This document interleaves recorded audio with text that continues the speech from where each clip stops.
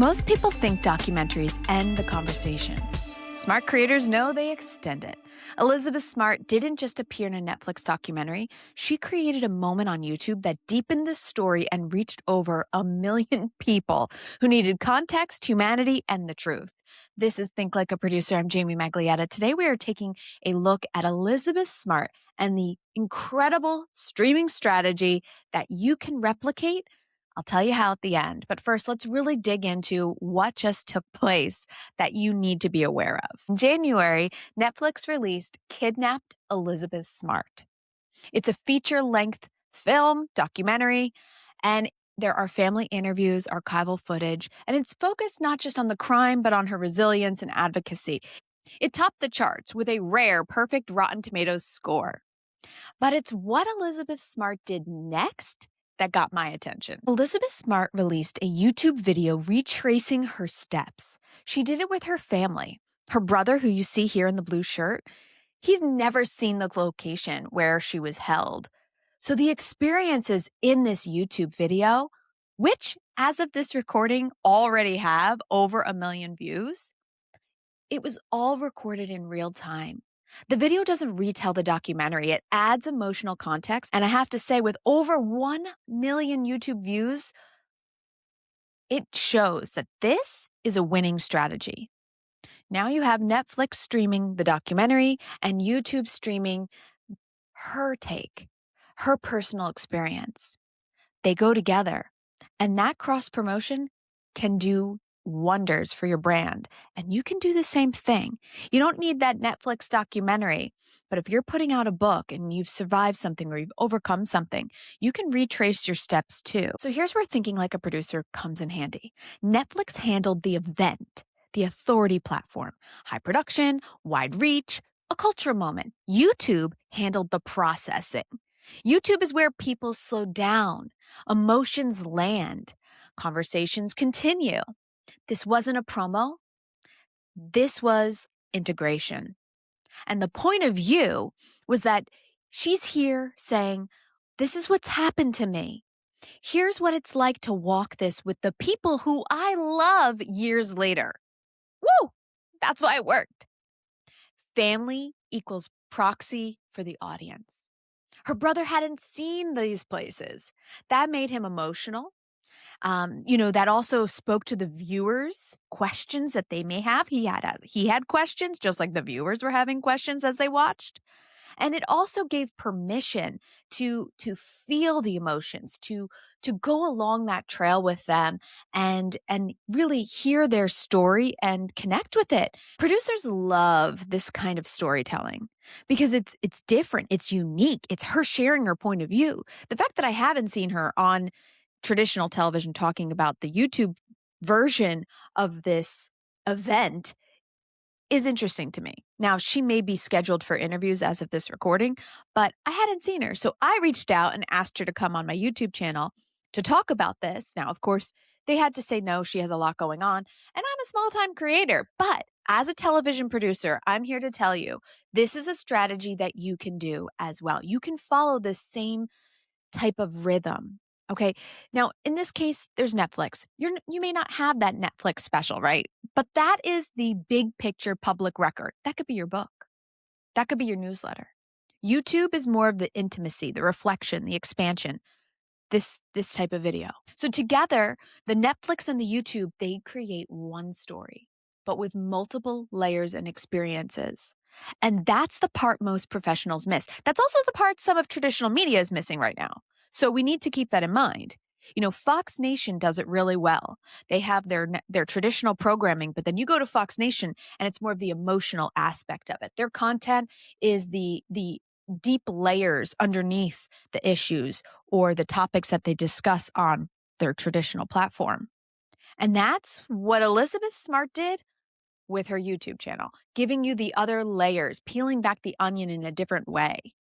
All right, so let's translate this. If you're an author, an expert, a survivor, a professional, no, you don't need a kidnapping story or a Netflix deal or the perfect score on Rotten Tomatoes, but you need one lived experience and one thoughtful angle. This is what I call the Retrace the Story framework. Step 1, Identify the moment that changed you. Some examples may be a career fail, a diagnosis, a divorce, a burnout, layoff, a move, a decision you almost didn't make.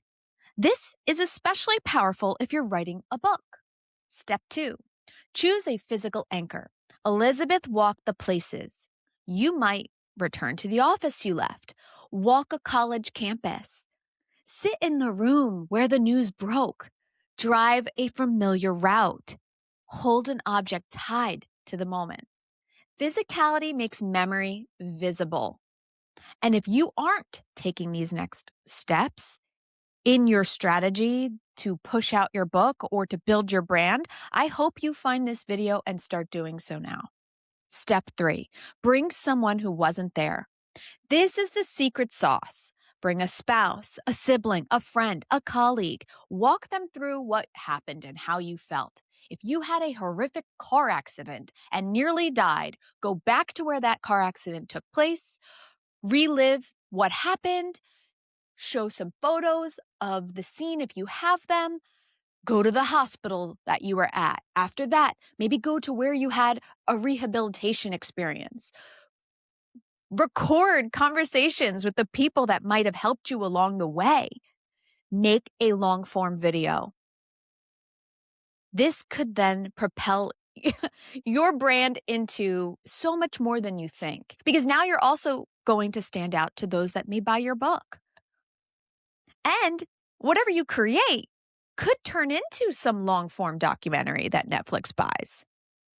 I know someone who started a show on YouTube that got bought up and it got taken off YouTube and moved over to that network. It happens.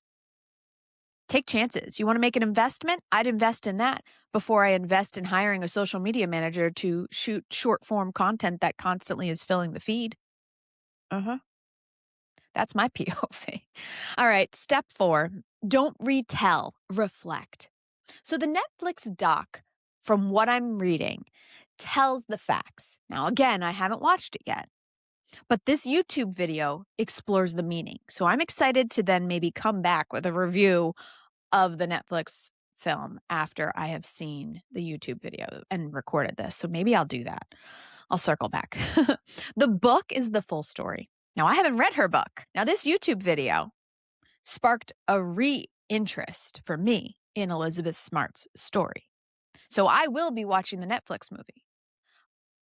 But I also had that moment of, ooh, should I buy her book? What has she written?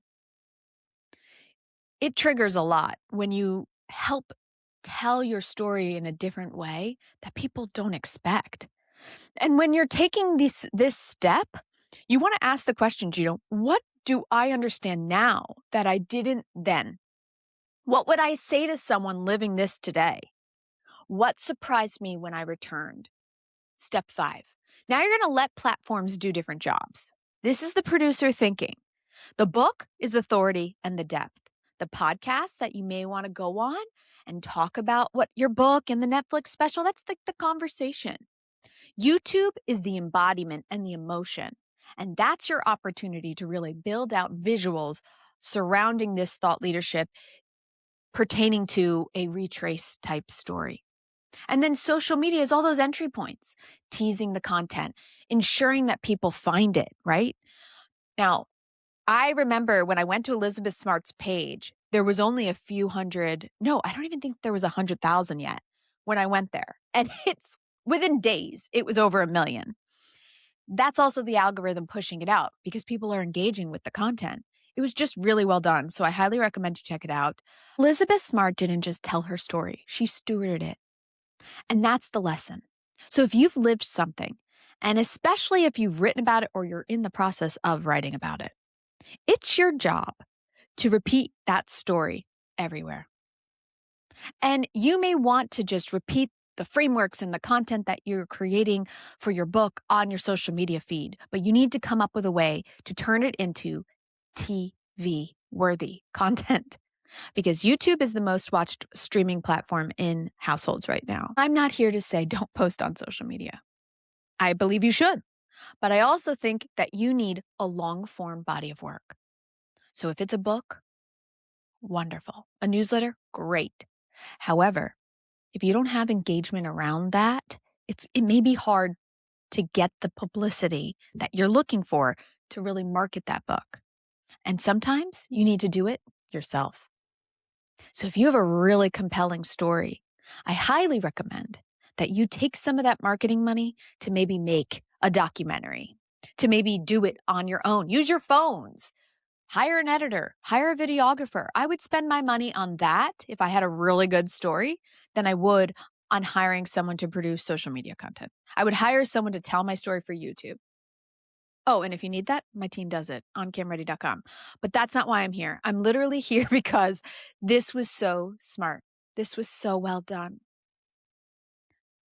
If you liked this video, please comment. Let me know your thoughts on Elizabeth Smart and the strategy with Netflix and her YouTube channel. And tell me, have you seen other creators doing this? I would love to evaluate and give my take on them and help you start navigating this new media space. Find me on Instagram, Jamie_Maglietta. We can continue the conversation there in the DMs if you want.